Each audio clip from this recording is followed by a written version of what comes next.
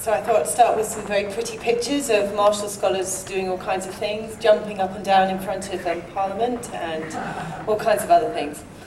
And you'll see there's a nice old picture of one of the original classes there. Anyway, so thank you for letting me come and speak to you. I'm pleased to say that we have another announcement for NAFA. The Commission really values NAFA, and so every 2 years when we need to do something new or we need to float something with people who know who can help us, they say, I know, Mary's going to NAFA this summer, so she can launch it there. So I'm pleased to say that I have something new to tell you today. I have got slides that are, for those of you who are not all that experienced, that are about the actual programme, but I am going to focus particularly today on the new selection criteria that we're actually publishing on our website, which will go up as soon as I get back to the UK. Just to let you know, at the back of the room, there are paper copies of this presentation. There's also copies of our alumni magazine. This is actually done by our Alumni Association. They were kind enough to do an extra run for NAFA, so please take them away with you because I really don't want to take them back to the UK. And they're right at the back of the room, and there should be enough for everybody. Take more than one, it would be great if you could. And this magazine is fantastic. It's very glossy. One of our scholars is an editor of a medical journal, so she does a really good job. And it's got all kinds of different things in here, not just reviews of alumni stuff, including a bit about Mr. Nolfi, who wrote the Adjustment Bureau, Marshall Scholar. So, objectives. Well, we've all seen the objectives. This is a British government scholarship scheme, taxpayers' money. Though I'm amazed I don't have grey hair, given that the comprehensive spending review for our government happened in last November, and we were fighting until the last minute to ensure that we had funding for the scholarship. The good news is that the Foreign Office and the British government are 100% behind Marshall scholarships. There is no thought that they will disappear. They are very supportive. Unfortunately, everybody got a cut. Marshall was no different, and so those of you who are more observant will have noticed that we've gone from 40 to 33. But the Commission is incredibly proud of that because there were moments when it could have been fewer than that. So we are still working on making it more. The great news is that actually initially we selected 30. We were able to add another 3 by selecting partnership scholarships, which allowed other money. Two partnership scholarships equal 1 whole scholarship, which means that then we have extra funding to fund another one. So if we set one for Cardiff and one for King's, that gives us another one for somebody else to go somewhere else. Or to another partner, hopefully. Anyway, so, you know, potential leaders, opinion formers, decision makers, ambassadors, all the stuff. And I mean, in that way, Rhodes and Marshall and Gates and Fulbright are not all that different. However, as you also know, Marshall has traditionally been known as the one that really cares about academics. Gates does too, obviously, but otherwise Jim will hit me. But, you know, actually that is still very important to us, which is why we do have the GPA requirement. This stuff is on our website, so I'm not going to go through each thing because there's no point. Okay, eligibility. I would encourage all of you and all of your students to read not only the website, but the rules. You laugh? But you know, there are some pretty straightforward things. You know, I get a lot of inquiries that say, my GPA is a 3.5, am I eligible? Your website says it's a 3.7. The exceptions to the 3.7 are because somebody had a death in the family, somebody was struggling with illness, something that affected their academic record, not they took a really hard math class and got a C. Sorry about that, but that them's the breaks. Also, just to say that we do, contrary to popular opinion, we do actually select students who have a GPA of 3.7. So you don't have to have a 4.0. I would say of the class that we currently have, of about 70 to 80 scholars, probably about 10 to 15 of them have GPAs that are below a 3.8.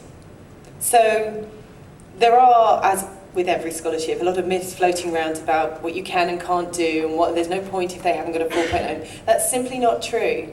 They can have a 3.7, and if they excel in all the other areas as well, then they have as much chance of getting a scholarship as the person who has a 4.0. And, you know, just another one, it's fine for them to have studied abroad in the UK, but they can't have studied for a degree. So here we go, this is the exciting bit, the selection, our new criteria. So, as you know, we have 8 selection committees. They are independent, they don't liaise with each other, we don't create a class. Each region selects the scholars in their region that they think are the best. We have always had a set of criteria, however, we decided that it was really important to really make sure that not only was there a set of criteria that our regions are working to, but that also they're published. Some of you, and this is the elephant in the room, some of you will have noticed that we've struggled selecting women over the last few years. The Commission has been incredibly concerned about that. We've done all kinds of studies. Jane has kindly helped us with this. And one of the things that came out was that perhaps there was an issue at shortlisting, something was happening there, we weren't quite sure what it was. So we decided that actually you can't tackle things short of having some kind of positive discrimination, but we decided that perhaps by having a very published, public set of criteria, it would help our committees and it would help you to really be looking and help them writing the applications that we're looking for. Now I would say, and I'm going to emphasise this, having said that we do value academics, that each of these sets of selection criteria are equally weighted.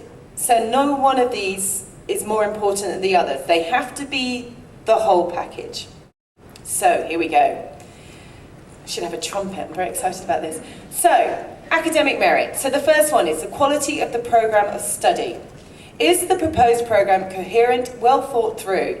Does the candidate's writing give evidence of higher order thinking skills and the ability to express thoughts clearly and without jargon? Have they identified the right programme? Have they shown that they're actually they've looked around and not just said, oh, Oxford's the only university in the UK, so that must be the one I'm going to go to? Have they really, if they want to go to Oxford, have they really done the work and said, Oxford is it? Knowledge, I've gone too fast. Knowledge of proposed courses and supervisors. Has the candidate established the relevance of the proposed academic programme to his or her scholarly career plans? And if they're doing research, have they provided evidence of substantive engagement with their proposed supervisors? Frankly, if somebody wants to do a PhD in the UK and they apply to Marshall and they haven't even worked out who they want to work with, they haven't thought about it very carefully. We understand that sometimes it's hard to get people to respond to emails, but at least if they've actually tried to contact the people, that's really important.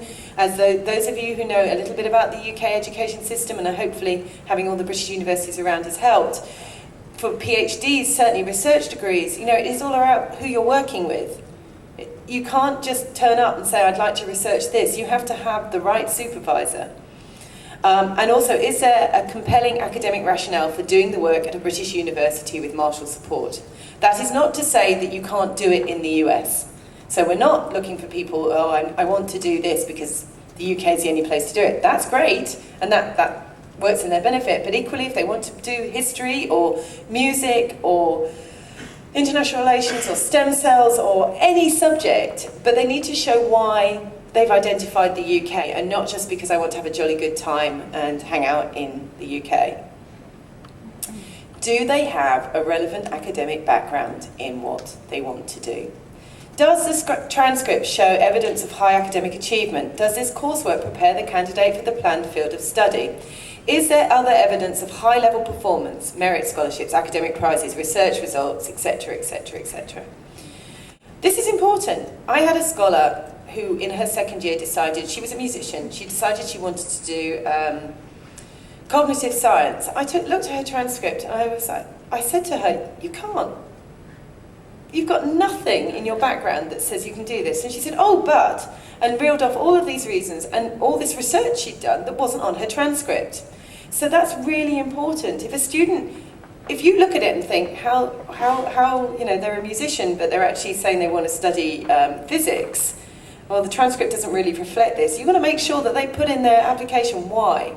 And we all know that we have students, and I have marshals who do this fairly regularly, who think because they're very bright, and they are, they could do anything, and they don't really need a background in it. It will be fine. They'll learn. Well, the UK universities don't look at it that way, so, you know, they have to be realistic. And I think I said in one of my presentations earlier, you know, when the university says there are entry requirements, they mean those entry requirements. If you want to do mathematics and you don't have an undergraduate degree in mathematics, you're not doing mathematics. And that's a very clear example of something that there's no, oh, well, I did a bit of math. No. Quality and breadth of recommendations. I heard that through the grapevine that there was a rumour going around that all recommendations have to be written by full professors. That's not true. Recommendations should be written by the people who know the students best. It's great if there's a professor who's writing a recommendation. If the endorsement letter is saying that this student is the best maths student in the university ever, and the head of department isn't writing a letter, the committee might think that's a little odd that you haven't got the high level thing. But equally, they're not going through going, oh look, 2 assistant professors, a teaching assistant, and it's important. But on the flip side, no, if it's all teaching assistants, that doesn't work either. You know, if it's all postdocs writing, then there may be a question of why haven't they got somebody more senior to write. And this is the one for you. Do the recommendations provide us specific and well-documented details about leadership, ambassadorial potential, as well as academic excellence? In your endorsement letters, you may want to mention what rank they are in their class if you do that, in their year. The committees do appreciate knowing that this person is in the top 5%, this person's in the top 1%. Doesn't matter if you don't do it. It's not going to count against your students, but if you do have that information, that's a valuable thing for the committees to look at. If you're submitting more than one candidate to a region, and that's fine, there are no quotas. However, we do say that you're endorsing them. We don't ask for an endorsement just so that you can send us all of your candidates. We're asking for an endorsement so that you truly believe in the people that you are sending us. So if you've got 15 applications, and some of them aren't as good as others, don't send us all 15. Send us the ones that you really believe in, that your school would be proud to say, these are the people that we want to endorse. You can have your own little selection process, you can do anything. But, you know, our committees are all voluntary. They give up a lot of their time to do this. They don't want to be reading, you know, if you're submitting 15 applications to one region, that's not going to help anybody. But as I said, there's no criteria. So if you truly believe all 15 are fantastic, then do it. But the letter of endorsement should be endorsing the candidates, and it should really talk about why the university believes in them.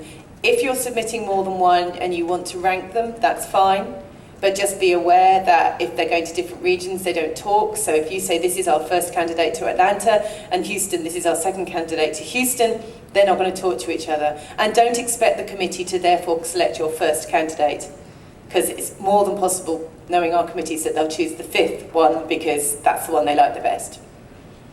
So leadership potential, ability to deliver results. Can the candidate demonstrate how he or she delivered results from a position of leadership, whether by organising, mobilising or inspiring others? So not just student government, not just the captain of the football team, but how have they changed your campus? What are they doing on the campus? So, you know, I often get told, oh, but, you know, our student is a musician and they don't really have much leadership because, you know, they don't really do... Great, you know, they're probably the leader of the orchestra. They probably started a group doing outreach to, you know, there's all kinds of leadership. And then also, have they initiated something and carried it through to an outcome? We all have candidates who say that they've started NGOs and they've started... Well, believe me, some of the members of the committees will Google NGOs and check to see whether they're actually doing anything. Because you can start an NGO and then not do anything about it. So it's really important that your students are able to demonstrate that they've initiated something, whatever it is, and followed it through to the outcome. What was it that they do? What was the outcome? Did it succeed? Did it fail? What did they learn from it?